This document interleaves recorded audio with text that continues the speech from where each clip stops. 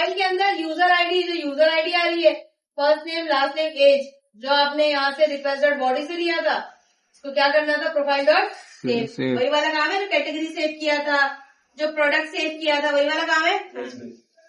Update का भी find one and update, वही वाली कोडिंग है, सब कुछ वही है। सिर्फ मॉडल का नाम यहाँ पे क्या आ रहा है, प्रोफाइल, और जो यूजर से पैरामीटर से डाटा ले रहे हैं। अपडेट करते हुए मैंने 1 2 3 डाटा लिया था। यूजर आईडी की जगह request dot user dot ID जो ब्राउजर से आ रही है, first name, last name, age, new true किया, अपडेट प्रोफाइल कर दिया। और अगर प्रोफाइल नहीं मिले तो प्रोफाइल को क्या दे दो, डॉट कॉम। न्यू ट्रू क्या है, न्यू डाटा डाला है ना, न्यू डाटा अपडेट किया ना, ये ट्रू किया है। न्यू ट्रू अपडेट नहीं होगा, फिर इंसर्ट हो जाएगा।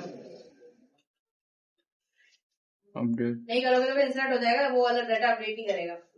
क्लासरूम में रहती है। मैं तो अभी पूरा प्रोजेक्ट रख दिया सर्वर पे, उठा लीजिएगा। ये प्रोफाइल के अंदर, प्रोडक्ट और कैटेगरी के अंदर, इन तीनों में क्या डिफरेंस नजर आया आपको? किसमें?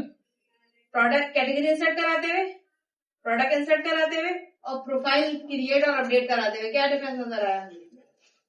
कुछ भी नहीं, सब सेम था, बस इमेजेस का में तो कुछ भी चेंज नहीं है।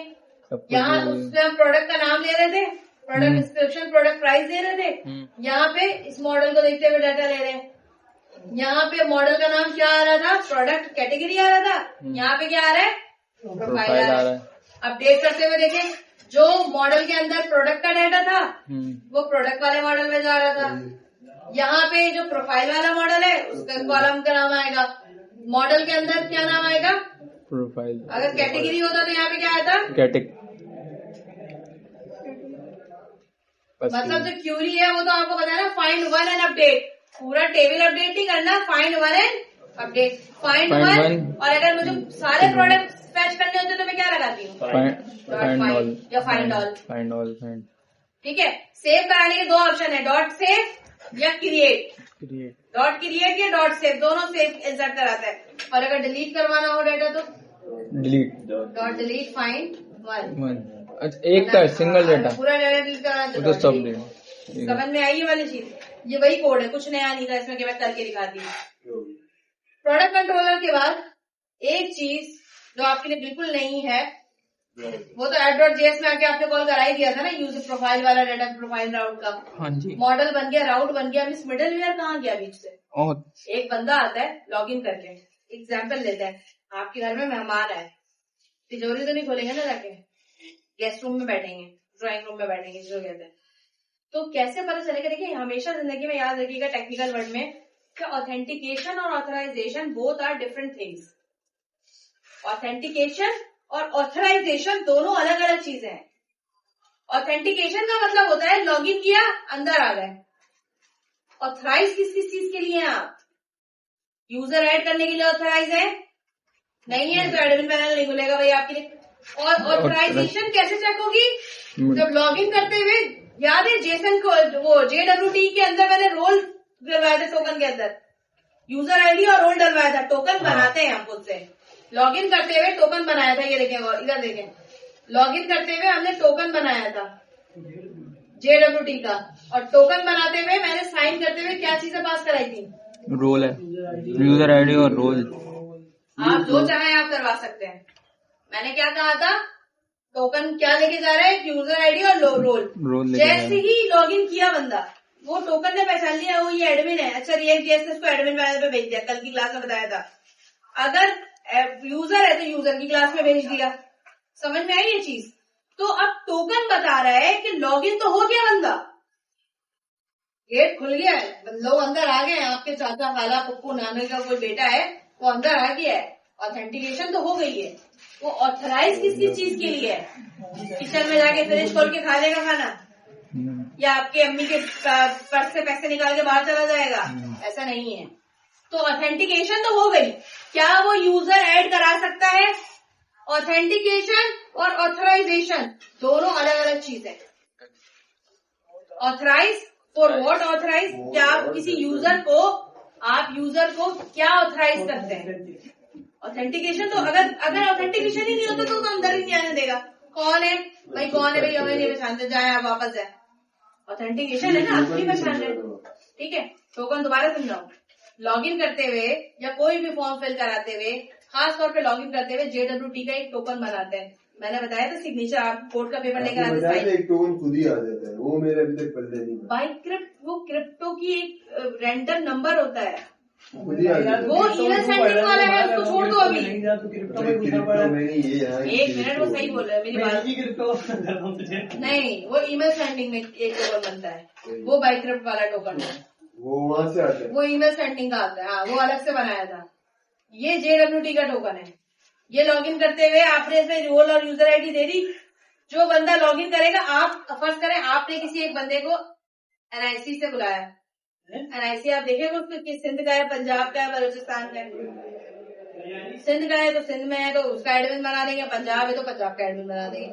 टोकन ऐसी एक बंदा आके यूजर आईडी पासवर्ड डाल रहा है, लॉगिन हो गया, पाकिस्तानी तो है ना वो, फिर उसका रोल चेक करेंगे, एडमिन है तो एडमिन, और ये सारा काम टोकन करेगा, टोकन बताएगा। अब बारी आती है प्रोफाइल की। लॉगिन तो हो गया, लॉगिन तो हमने कर लिया, उसने टोकन बता भी दिया कि ये यूजर है, लेकिन इस यूजर को कितने राइट्स हैं, ऑथराइज तो बताएं। वो यहाँ बैठ के क्या करेगा? मच्छर सारा काम टोकन जाता है, सारा काम टोकन का। जो ईमेल वाला टोकन है, जो आसान को समझ नहीं आया था, वो बिल्कुल अलग, वो क्रिप्टो टोकन वो अलग है, वो ईमेल सेंडिंग के लिए इस्तेमाल होता है, उसमें फंसने की जरूरत नहीं है। यहाँ पर आते हैं प्रोफाइल कंट्रोलर पे। टोकन सारा काम करता है। टोकन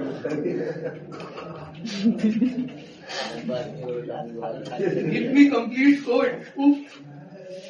अब बात करते हैं प्रोफाइल की दोबारा। प्रोफाइल वो टोकन से पता चला, यूजर लॉगिन हो गया, यूजर गया अपने आप की प्रोफाइल को एडमिन की प्रोफाइल बना के बैठ गया, यूजर ऐड कर रहा है, डिलीट कर रहा है, अपडेट कर रहा है, ऐसा होना चाहिए नहीं।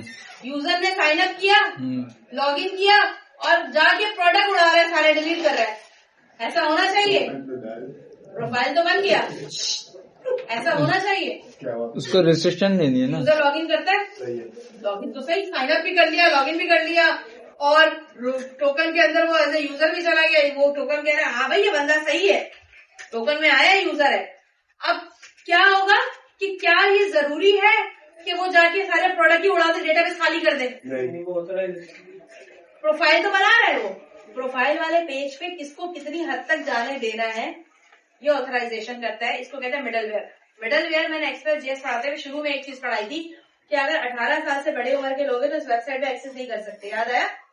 आप मिडलवेयर का एक फोल्डर बनाएंगे और .js की एक फाइल बनाएंगे। देखें इसमें JWT टोकन इंपोर्ट कराया,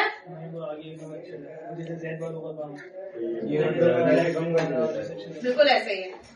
और क्या करेगा, टोकन अपने पास से रिक्वेस्ट कुकीज से बोलेगा लाओ टोकन दिखाओ, टोकन में क्या आया है, तो क्योंकि फ्रंट एंड पे तो कुकीज सेव कर रही है ना JWT को, वो बोलेगा लाओ बेटा कुकीज, तुम्हारे पास जो सेव हुआ है वो मुझे तो दिखाओ, मैं बैकएंड हूँ, तुम तो React.js हो, तुम्हारे तो सिक्योरिटी कुछ है ही नहीं, तुम मुझे दिखाओ तुमने क्या सेव किया है, वो यूजर है कि एडमिन है, वो ये चेक करेगा कि वो है क्या।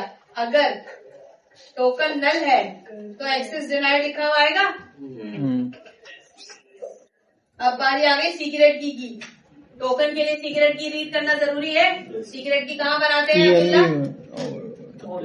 अब्दुल्ला? सीक्रेट की कहाँ बनाते हैं? बोल रहा है .nv की फाइल में, .nv की फाइल में। और आप ये भी लिख सकते हैं my favourite fruit is mango, कुछ भी लिख सकते हैं ना। PUBG is my favourite game. वो होता है ना टोकन आप बनाने के लिए सीक्रेट की दे रही है, मेरा टोकन है, तो और बेचारा टोकन को पहचानेगा ना।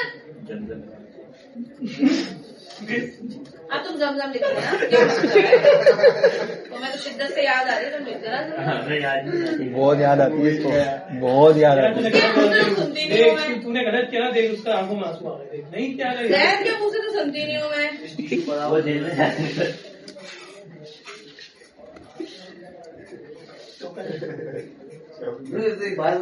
टोकन